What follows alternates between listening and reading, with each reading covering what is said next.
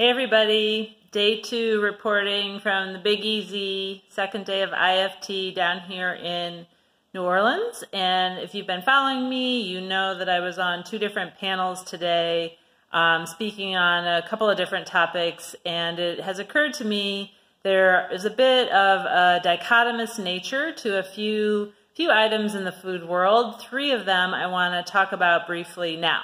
The first is personalized nutrition. The first panel I was on, the panel started with the moderator asking a really important question, which is, what is personalized nutrition?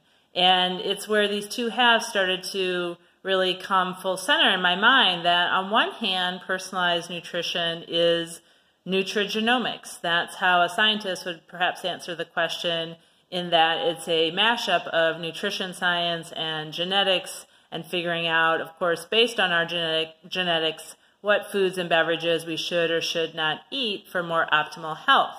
Now, a consumer may think of personalized nutrition as more just individualized eating behavior. I eat the way I eat because it's the foods that I like, it's the foods that are easily accessible to me, it's the foods I grew up eating that I'm used to. It's sort of about me, the individual, and what I want, and what I like, and how I want my food to be. So it's personalized. 2 different sides to how we think about personalized nutrition, but definitely the science and the consumer sides need to come as close together as possible for that field to really be successful.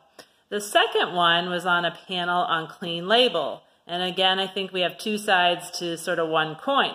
There's clean label, that's very much an industry term. Clean eating is really more the consumer side. So clean label, from an industry perspective, many of you would realize that there's not really one definition of clean label. Like, it means sort of a simple, clean, not real chemically ingredient list, but kind of the devil in the details. So of course, different individuals, companies, brands, groups, retailers, there are a lot of different clean lists out there in terms of these ingredients are acceptable, these ingredients are not acceptable. We didn't set our goal to define clean label on the panel today because there is more than one definition, but it did come up how the different lists are really variable in some cases. So in one instance, there's a retailer now here in the US that has decided not only are artificial flavors not clean label, which is pretty common on the clean label list, but this retailer has decided, in addition to no artificials, there will be no natural flavors allowed. So that's kind of a bolder move from a retailer, but maybe it's the beginning of a trend. We'll have to see what happens there.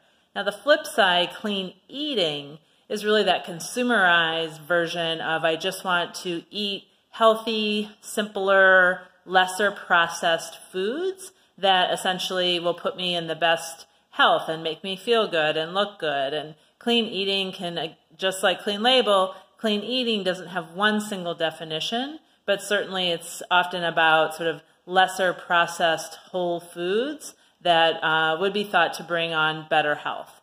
These 2 halves, again, how do we bring these worlds together? I think it's really important that they're not at odds with one another and that we figure out ways to bring them together.